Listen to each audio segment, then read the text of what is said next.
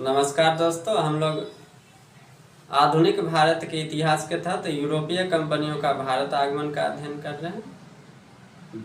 पुर्तगाल जो प्रथम यूरोपीय देश हैं जो भारत पहुंचते हैं, उसका अध्ययन हम लोग कर चुके हैं।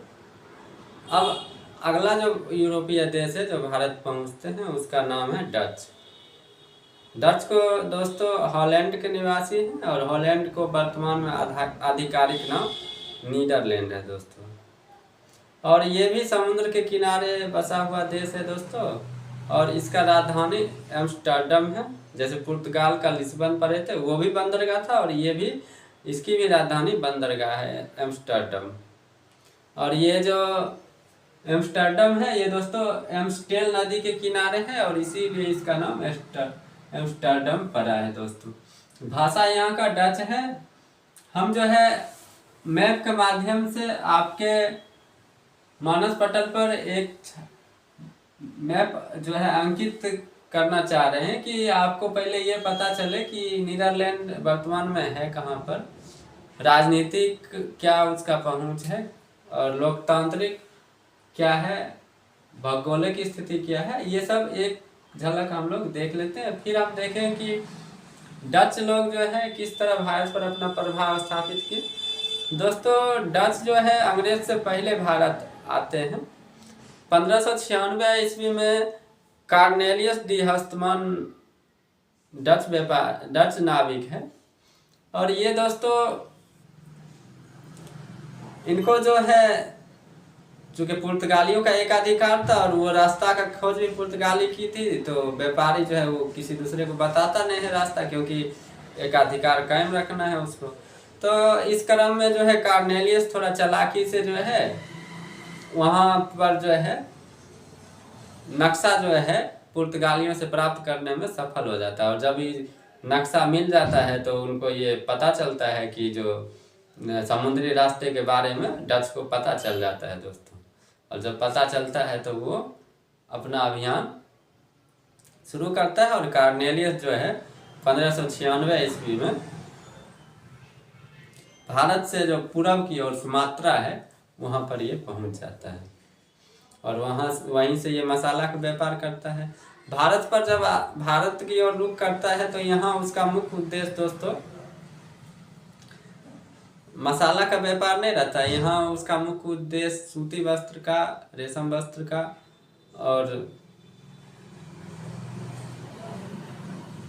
अलग वस्तुओं का रहता है, मसाला का नहीं रहता है दोस्तों। तो दोस्तों हम देख लेते हैं, एक बार थोड़ा उसका अध्ययन कर लेते हैं। तो दोस्तों मानचित्र के माध्यम से हम बता रहे हैं ये जो नीदरलैंड है जिसको हॉलैंड बोलते हैं, इसकी राजधानी एम्स्टर्डम है, एम्स्टेल नदी के किनारे है। भाषा इसका डच है दोस्तों। और नदियां जो है राइन जो है प्रमुख नदी है, म्यूज, सेल्डे ये सब इसकी नदी हो गई, एम्स्टेल भी इसकी नदी हो गई दोस्तों। राइन नदी जो है ये 6 देशों से होकर गुजरते हैं यूरोप में दोस्तों। यहाँ पर संवैधानिक राजतंत्र है, यानी कि राजा अध्यक्ष होता है, और राजा विलियम अलेक्जेंडर अभी राष्ट्राध्यक्ष है, जैसे अपने यहाँ मान लीजिए राष्ट्रपति की तरह है। संसदीय लोकतंत्र है, यानी कि ऊपरी सदन और निचली सदन। और ये करंट अफेयर्स के दृष्टिकोण से एक प्रश्न है दोस्तों, रॉब जेटन जो सबसे युवा प्रधानमंत्री है दोस्तों। और यूरोप का सबसे बड़ा बंदरगाह दोस्तों रोटरडैम, राइन नदी के किनारे। और दोस्तों दुनिया का सबसे बड़ा बंदरगाह कौन है? शंघाई बंदरगाह, जो चीन में है दोस्तों। शंघाई बंदरगाह कहाँ है दोस्तों? चीन में है दोस्तों। और देखिए रोटरडैम को यूरोप का प्रवेश द्वार भी कहा जाता है दोस्तों। अच्छा, वाटर मैनेजमेंट सिस्टम जो है यहाँ काफी उन्नत है दोस्तों। और यूपी बिहार में जो बाढ़ आते हैं उसमें इस तकनीक का हम लोग उपयोग करते हैं दोस्तों। यहाँ पर एक जून 2014 में नमामि गंगे परियोजना की शुरुआत की गई थी, जो वो भी डच तकनीकी का उपयोग उसमें होता है। लेकिन दोस्तों जो तकनीकी मदद वर्तमान में ले रहे हैं वो इजराइल और जर्मनी से ले रहे हैं। जर्मनी चूँकि राइन नदी वहाँ भी थी, और राइन नदी को इन्होंने सफाई करने में जर्मनी ने बहुत ही उन्नत किस्म से उसको सफाई करके बिल्कुल स्वच्छ बना दिया, क्योंकि राइन नदी को जो है यूरोप का सीवर कहा जाता है, यानी कि गंदे नाली की नदी कहा जाता है, लेकिन इसको एकदम बिल्कुल साफ करके बिल्कुल निर्मल बना दिया। दोस्तों नमामि गंगे का जो सेकेंड फेज जो है 31 मार्च 2026 तक विस्तारित किया गया है। दोस्तों एक चीज और देखते हैं दोस्तों नाटो का महासचिव जो मार्क रूटे हैं वो भी नीदरलैंड के लंबे समय तक पीएम रह चुके हैं। तो हम यहाँ पर देख रहे हैं कि नीदरलैंड के दक्षिण में कौन है, बेल्जियम देश है जिसका राजधानी ब्रुसेल्स है, और इसको यूरोप का राजधानी भी बोलते हैं क्योंकि यहीं पर सारा मुख्यालय है। नाटो का हो गया, यू का है, ये सब मुख्यालय यहीं पर है जो कि नीदरलैंड के दक्षिण में है। दोस्तों इंग्लैंड का भी स्थिति हम लोग देख रहे हैं, इंग्लैंड भी इसी का आसपास है।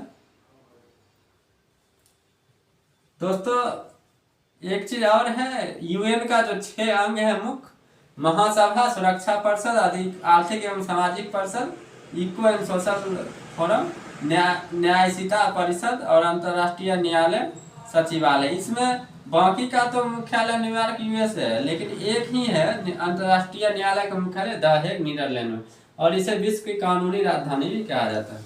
वर्तमान में आईसीजे का सदस्य कौन है, दलवीर भंडारी। दोस्तों डच से संबंधित 2 शब्द और है, पोल्डर। पोल्डर जो शब्द है ये डच से संबंधित है, और एक है डाइक जो बांध बनाने का टेक्निक है, ये भी डच से संबंधित है।